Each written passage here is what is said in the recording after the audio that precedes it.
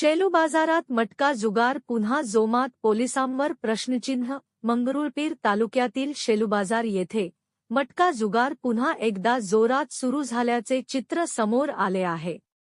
दिवाळी सुटीनंतर काही काळ थंडावलेला हा अवैध धंदा आता पुन्हा छुप्या पद्धतीने आणि काही ठिकाणी खुलेआम सुरू असल्याची माहिती समोर येत आहे.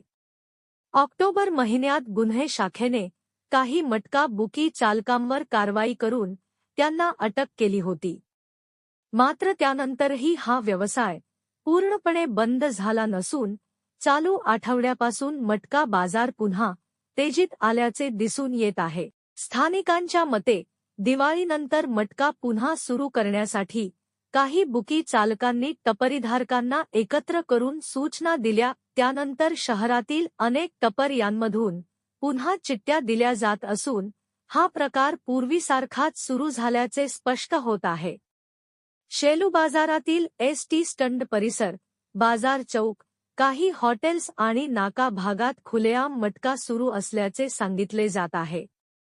विशेष म्हणजे या भागात शेकडो टपरीधारक मटका व्यवसायाशी संबंधित असल्याचा आरोप असूनही अद्याप ठोस कारवाई झालेली दिसून येत नाही. या संदर्भात एका न्यूज चॅनलच्या प्रतिनिधींनी प्रत्यक्षस्थळी भेट देऊन छायाचित्रण केले असता काही टपरीधारकांनी आमच्यावर कोणी कारवाई करत नाही, अनेक पत्रकार येतात जातात अशी उघडपणे प्रतिक्रिया दिल्याचे समजते.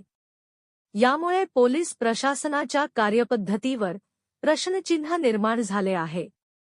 स्थानिक नागरिकांमध्येही नाराजीचे वातावरण असून पोलिसांचा अवैध धंद्यांवर धाक उरला आहे का, असा सवाल उपस्थित केला जात आहे.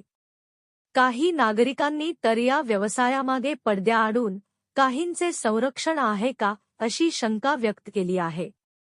दरम्यान वाशिम पोलिसांनी यापूर्वी मटका पूर्णपणे बंद असल्याचा दावा केला होता. मात्र प्रत्यक्ष परिस्थिती वेगळीच असल्याने कारवाई असूनही मटका बंद चालू का होत आहे, हा प्रश्न अधिकच गर्द झाला आहे.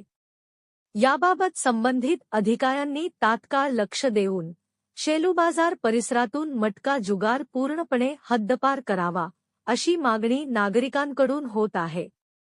प्रतिनिधी अब्दुल अजीज, न्यूज 24, आपकी आवाज.